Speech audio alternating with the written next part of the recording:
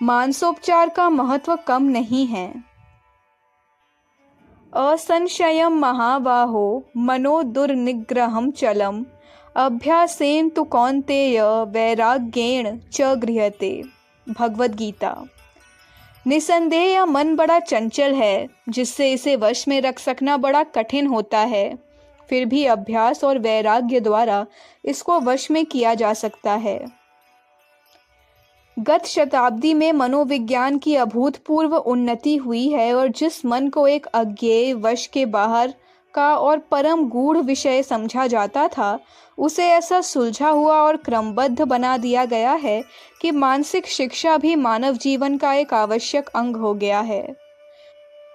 प्रकट में तो हमारे सब काम शरीर द्वारा ही संचालित होते हैं और शरीर ही उनका भला या बुरा परिणाम भोगता है, पर इस सब का वास्तविक कर्ता तो अदृश्य मन ही होता है।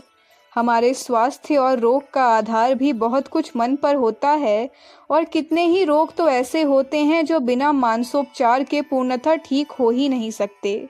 इस संबंध में प्राकृतिक जगत में प्रसिद्ध डॉक्टर कीलाक का मत है कि इसमें कुछ भी संदेह नहीं कि यदि चिकित्सा का प्रयोग दिमाग पर अधिक किया जाए और पेट पर कम, तो चिकित्सक को कहीं अधिक सफलता प्राप्त हो सकती है।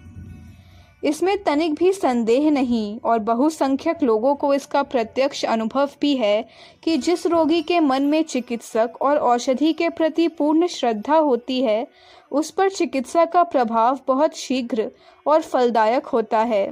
इसके विपरीत जो लोग शक्की मिजाज के होते हैं और हर एक चिकित्सक के दोष या त्रुटियों को ही ढूंढा करते हैं, वे बढ़िया से बढ़िया इलाज होने पर भी नीचे की ओर खिसकते चले जाते हैं। किसी रोगी का किस्सा है कि उसे पेट में दर्द होने पर डॉक्टर ने एक नुस्खा लिख दिया और कहा इसे ले लेना। रोगी बड़ा सीधा साधा और अनजान था और उसने दवा खरीद कर खाने की बजाय उस कागज के पुर्जे को ही निकल लिया और थोड़ी देर में उसका दर्द भी जाता रहा।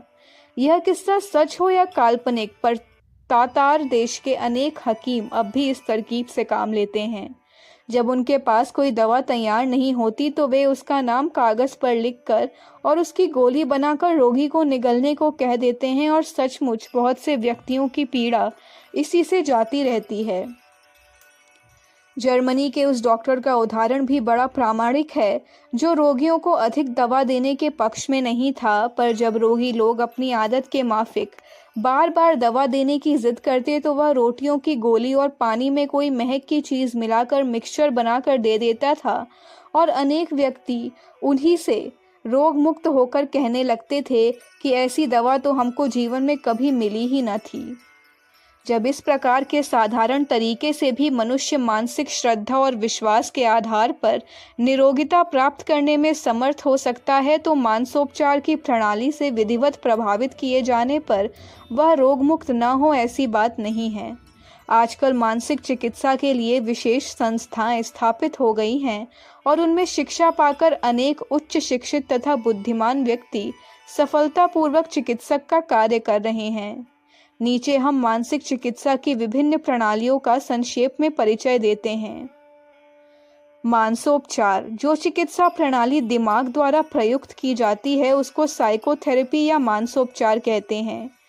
यह विशेष रूप से दिमाग के छोटे बड़े रोगों को ठीक करने के लिए काम में लाई जाती है, पर इसके साथ शारीरिक इलाज करना भी आवश्यक होता है जिससे शिकायत पूर्णतः दूर हो सके। संकल्प चिकित्सा, इसका उद्देश्य स्वयं अपने ऊपर प्रभाव डालना होता है और यह उन रोगों में सफलतापूर्वक प्रयुक्त की जा सकती है जो वास्तव में नहीं होते, पर रोगी अपनी कल्पना से ही जिनकी सृष्टि कर लेता है। ऐसे रोगी को अपने विचारों को बदलने की प्रेरणा की जाती है जिससे वह अपने को रोगी समझना छोड़ दे। सम्मोहन विद्या, इस बात के कितने ही प्रमाण दिए जा सकते हैं कि शरीर के अनेक कार्यों और परिवर्तनों पर विचार तथा कल्पनाओं का बड़ा प्रभाव पड़ता है। किसी भयंकर घटना से शरीर का कांपने लगना, भय के कारण दिल की धड़कन का बढ़ जाना, लज्जा के मारे मुंह का रंग लाल हो जाना इसके प्रत्यक्ष उदाहरण हैं। यह भी सिद्ध हो चुका है कि रक्त के संचरण और सांस के आने जाने पर भी मानसिक व्यापारों का बहुत प्रभाव पड़ता है। जब हम गम में होते हैं तो भोजन की पाचन क्रिया मंद हो जाती है और खुशी की हालत में यह तीव्रता से होने लग जाती है। हम कभी कभी सुनते हैं कि अमुक व्यक्ति की भय के कारण दस्त होकर धोती खराब हो गई। इसका कारण यही होता है कि भय की उत्तेजना के कारण पाचक रस की ग्रंथि एक साथ अधिक रस निकाल देती है, जिसके फल से शीघ्र ही दस्त हो जाता है। आकर्षण चिकित्सा, इसको मेस्मेरिज्म भी कहते हैं।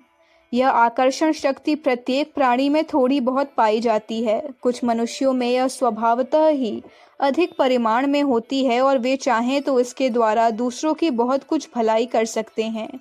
वे अपनी इस शक्ति को छूकर या बिना छुए हुए भी दूसरों में प्रविष्ट करा सकते हैं और उनके दोष, दुर्गुणों तथा रोगों को अपने नियंत्रण में ला सकते हैं। पर इस कार्य के लिए उस व्यक्ति का स्वयं शुद्ध, पवित्र, उदार, परोपकारी स्वभाव का होना आवश्यक है। अन्यथा स्वार्थी अथवा दुष्ट प्रकृति के व्यक्ति तो इस शक्ति को भी बुरे उद्देश्यों के लिए प्रयुक्त करते हैं।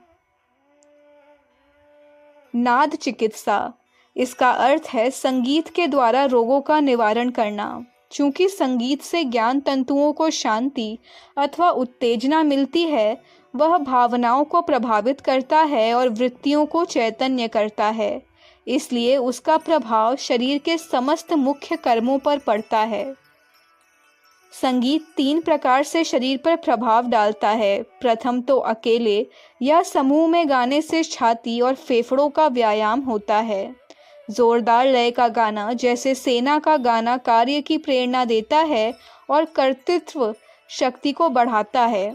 संगीत केवल कानों में सुमधुर ध्वनि जाने को ही नहीं कहते, वरन उससे वायुमंडल में कुछ ऐसे कंपन भी पैदा होते हैं जिनका विद्युत का सा प्रभाव पड़ता है। जिन लोगों ने इस विषय का अध्ययन किया है, उनका कहना है कि ज्ञान तंतुओं की खराबी से उत्पन्न रोगों पर संगीत का विशेष प्रभाव पड़ता है और दमा, बधिरता, अजीर्ण, अनिद्रा में भी वह लाभदायक हैं। अखंड ज्योति, अगस्त 1962, पृष्ठ संख्या 43-44। हमारे YouTube चैनल विचार क्रांति दूत अखंड ज्योति पत्रिका को सब्सक्राइब करें एवं अगली वीडियोस प्राप्त करने के लिए बेल आइकन दबाएं। धन्यवाद।